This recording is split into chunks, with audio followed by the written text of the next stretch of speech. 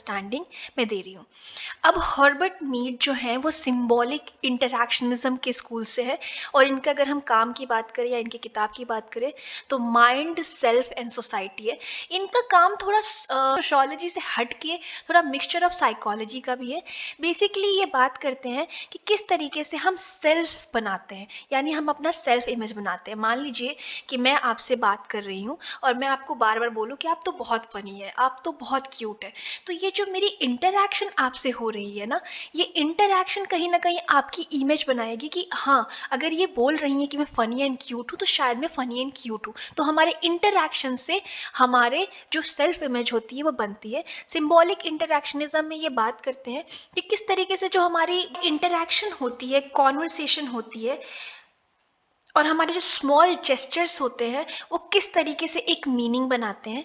Symbols की भी बात करते हैं तो सिंबल्स का मतलब देखिए बहुत ही यूनिक होता है, ये साइन नहीं होता, और ना ही साइंस आपने देखा ना कि क्रॉस बना है तो यहाँ पे नहीं जाना है, या ये पिक्चर नहीं होता। सिंबल्स का मतलब वो अपने आप में कोई मीनिंग लिए हुआ है। फॉर एग्जाम्पल अगर हम ओम का साइन देखते हैं तो उसको हम हिंदुइज्म से कनेक्ट करते हैं, उससे हमारा इमोशन कनेक्टेड है। इसी तरीके से हर धर्म का एक साइन है, क्रॉस क्रिश्चियनिटी में होता है। पार्सन्स की बात करें तो ये भी एक फंक्शनलिस्ट हैं, स्ट्रक्चर फंक्शनलिस्ट हैं, जो बिलीव करते हैं कि सोसाइटी भी एक ह्यूमन बॉडी की तरह है जहाँ पे डिफरेंट ऑर्गन्स मिलके काम करते हैं। ऑर्गन को ये लोग कंपेयर करते हैं समाज की डिफरेंट एजेंसी से या स्ट्रक्चर से, जैसे कि एजुकेशन, रिलीजन, ये सब बहुत सारे जो एलिमेंट होते हैं। उसके बाद इन्होंने ज़्यादातर अपना काम जो है वो डर्खाइम की आइडियाज से ही फोकस करके social system, roles and function पे बात की है। जैसे ये रोल्स के बारे में बात करते हैं अपने बुक्स में, अपने थ्योरीज में, कि हर इंसान की एक रोल होती है। जैसे कि मैं अभी पढ़ा रही हूँ आपको तो मेरा एक टीचर का रोल है, आप सुन रहे हैं एज अ स्टूडेंट तो आपका वो रोल है। और स्ट्रक्चरलिस्ट, फंक्शनलिस्ट, जो फंक्शनलिज्म से बिलीव, जो फंक्शनलिज्म स्कूल से आते हैं वो लोग फंक्शंस को बहुत ध्यान देते हैं कि हर चीज़ का जो समाज में एक पॉजिटिव फंक्शन होता है। इवन अगर समाज में क्राइम भी हो रहा है तो उसका भी कुछ फंक्शन है, ठीक है, तो ये लोग ऐसी बातें भी करते हैं। इनका अगर हम मेन काम की बात करें तो social system and structure of social action करके इनकी किताब है। गॉफमैन, एरविन गॉफमैन मेरी one of the favourite sociologist में से है, क्योंकि इनका भी जो मुझे लगती है कि थ्योरी सोशोलॉजी से भी कनेक्टेड और कहीं ना कहीं साइकोलॉजी से भी कनेक्टेड है। तो इनकी थ्योरीज जो मेनली फोकस करती हैं कि किस तरीके से हम अपना सोशल इंटरैक्शन करते हैं। और इनकी एक मेन थ्योरी जो मैंने यहाँ पे मेंशन नहीं की है उसे बैक स्टेज, फ्रंट स्टेज करना। इनकी थ्योरी को मैं थोड़ा सा आपको बताती हूँ। ये बोलते हैं ना कि हम ह्यूमन जो है ना, हम एक तरीके का थिएटर में परफॉर्मेंस दे रहे हैं, ठीक है। परफॉर्मेंस इन द सेंस कि हम जब भी समाज में जाते हैं, आप अकेले हैं उसको मत सोचिए, जब भी आप 2-4 लोगों से बात करते हैं तो आपने नोटिस किया होगा कि आप बहुत डिफरेंट बिहेव करते हैं जैसा आप अकेले में करते हो। मतलब अकेले में जो जैसा इंसान है वो बहुत कम ऐसा होता है कि लोगों के सामने करते हैं। तो इन्होंने एक तरीके से बोला है कि हम सब जो इंसान है ना वो एक तरीके के एक्टर हैं जो एक्टिंग कर रहे हैं। इसी में इन्होंने एक कॉन्सेप्ट दिया था front stage and back stage का। जब भी हम किसी से बात करते हैं, मान लीजिए हम ऑफिस गए हैं, अब वहाँ पे हम लोगों से बात कर रहे हैं, तो वहाँ पे जिस तरीके से हम बात कर रहे हैं वहाँ पे बहुत डिफरेंट तरीके से बात करेंगे। और एक और इसी में वो थ्योरी देते हैं, बैक स्टेज थ्योरी, जिसका मतलब ये होता है कि जब हम अपने रिलैक्स मोड पे होते हैं तो हमारा इंटरेक्शन या अपने से जो बिहेवियर होता है, अकेले रूम में आप बैठे हैं, ज़रूरी नहीं है कि आप एकदम जैसे आप अपने ऑफिस में बैठते हैं वैसे ही बैठे होंगे। उसके बाद इनका एक इम्प्रेशन मैनेजमेंट करके भी थ्योरी है।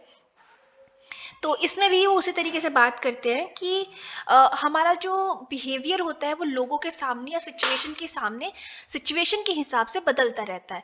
तो मैनेजमेंट, इम्प्रेशन मैनेजमेंट में क्या है कि हम मान लीजिए कि आप इंटरव्यू देने गए हैं तो वहाँ पे बहुत डिफरेंटली बिहेव करेंगे जैसा आप अपने फ्रेंड्स के साथ कर रहे हैं।